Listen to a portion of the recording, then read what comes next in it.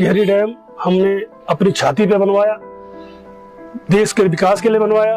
हमने अपनी कुर्बानी दी, देश का विकास हुआ, बिजली मिली, पानी मिला देश को, लेकिन हम लोगों को इससे बहुत कम लाभ मिला है। वही बात हुई कि दीपक तलवार ने रहा। एशिया का नंबर 1 डैम बना है, लेकिन डैम बनने के बाद जो यहाँ के आम जनता है उनको कोई खास फैसिलिटी नहीं मिली है। अधिकतर यहाँ के लोग जो है यहाँ से बाहर के लिए पलायन कर रहे हैं। मैं यह अब मैं तो बहुत परेशानी है, जो डैम आया पूरा घर बेघर हो गया। वो छुपे रहते हैं अपनी अपनी तन्हाइयों और छोटी छोटी लड़ाइयों में। वो हमें काम करते हुए दिख जाते हैं, उनके चेहरों पर खुशी की झलकियां भी मिल जाती हैं। लेकिन जब उनकी यादें उनकी पलकों पर उतर आती हैं, तो उसमें सिर्फ दर्द और कड़वी यादों की झलक होती है। वे अब अपने उस दर्द का ढिंढोरा नहीं पीटते, क्योंकि वे जानते हैं कि वो दर्द अब सिर्फ यादों में है।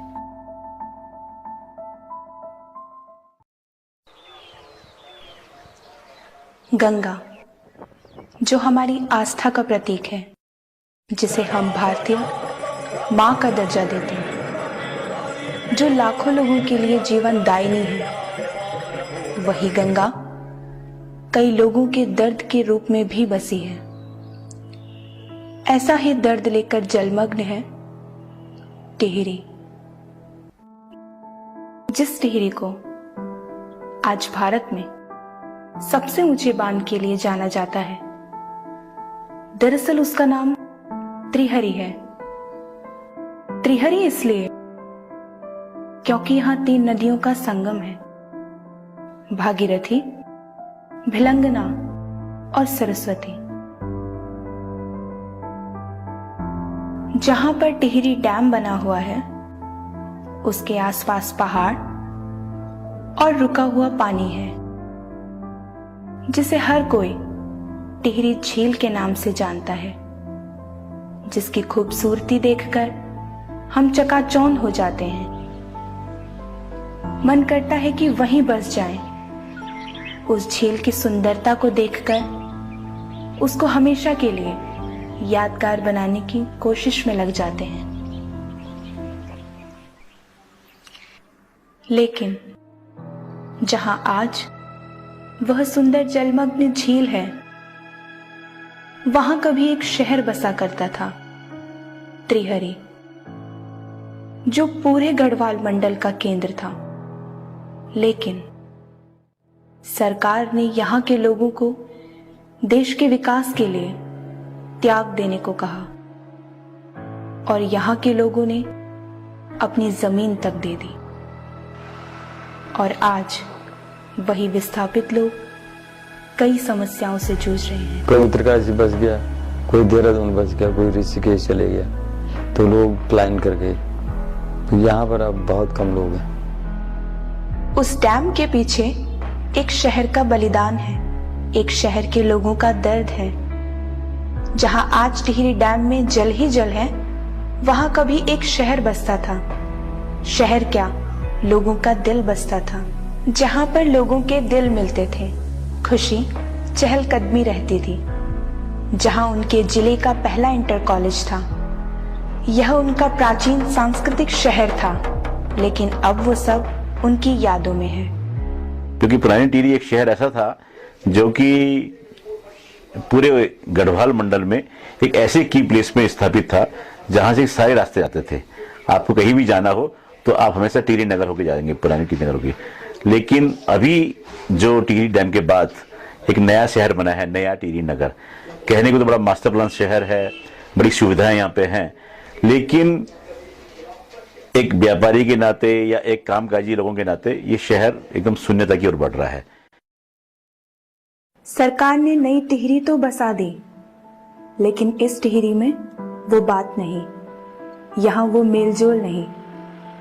नई टिहरी को देखने पर लगता है कि इससे अच्छा शांत और विकसित शहर हो ही नहीं सकता। लेकिन जब लोगों के अंदर झांकते हैं तो उनका दर्द भभक उठता है। जो लोग पुरानी टिहरी में बड़ा व्यापार करते थे, वही विस्थापित लोगों को यहाँ दुकानों और सिलाई जैसे छोटे काम करने पड़ रहे हैं। टिहरी डैम के जो वायदे किए गए थे, वे उस झील में ही जलमग्न हो गए। जैसे पानी का है, पानी का बिजली का इन्होंने वायदा किया था कि हम तुम्हें फ्री देंगे। हनुमंतराव कमेटी थी, उसमें था कि प्रत्येक परिवार के एक आदमी को नौकरी मिलेगी और बिजली पानी आपको फ्री मिलेगी, लेकिन ऐसा कुछ नहीं हुआ। इस टिहरी में न जानवरों का डर है न चोरी का, लेकिन यहाँ पलायन और पैसे की समस्या है। टिहरी डैम ने सिर्फ गंगा को ही नहीं बांधा है, यहाँ के लोगों की आजादी को भी बांध दिया है। टिहरी तो आज दिल्ली तक अपना पानी और बिजली दे रहा है, लेकिन वही पानी टिहरी के लोगों के लिए मुसीबत बना हुआ है। जो पानी उनकी पहुंच में था, आज वही पानी उनसे इतना दूर हो गया है जिसके लिए उन्हें कीमत चुकानी पड़ती है। अधिकतर यहाँ के लोग जो है यहाँ से बाहर के लिए पलायन कर रहे हैं, क्योंकि यहाँ पर कोई फैसिलिटी नहीं हुई है। यहाँ के डैम बनने से यहाँ की जो बिजली और पानी है वो बाहर जा रही है, यूपी में जा रही है, दिल्ली जा रही है। लेकिन यहाँ के लोग जो आम जनता यहाँ पर जिनकी जमीन कटी है, जिनके आसपास जो डैम है, उनको जो है पीने के पानी की भी जो है सही टाइम पर यहाँ पर मिल नहीं पाता है।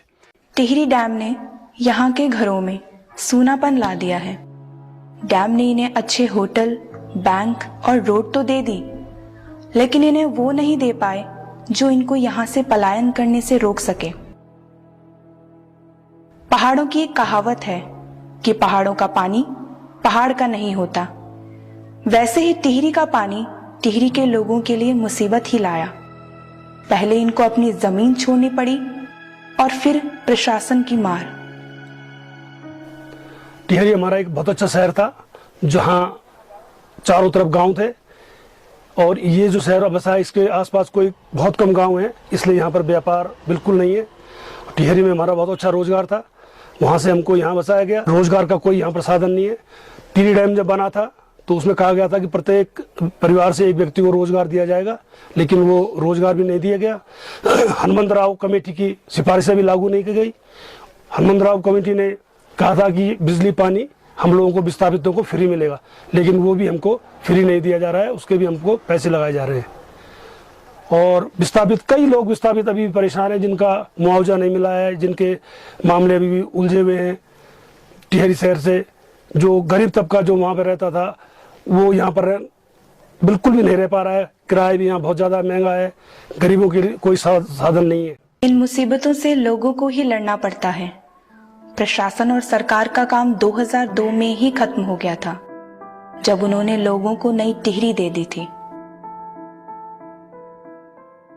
हाँ, मेरा नाम कृष्णा बोगना है। हम पुरानी टिहरी के विस्थापित हैं। जब पुरानी टिहरी बांध नहीं बना था, उससे पहले एक हनुमंतराव रिपोर्ट के अनुसार ऐसा था कि विस्थापितों को बिजली का और पानी तो मुफ्त मिलेगा, कि पानी का कोई बिल नहीं लिया जाएगा। जबकि अब इतना फोर्स पड़ रहा है कि अगर आप पानी का बिल नहीं दोगे तो आपकी कनेक्शन काटे जाएंगे। तो ये तो गलत है ना, विस्थापितों के साथ नहीं है। पहले कुछ बोला, आप कुछ बोला, जब वहाँ सब कुछ हो गया, अब हम वहाँ तो जा नहीं सकते हैं।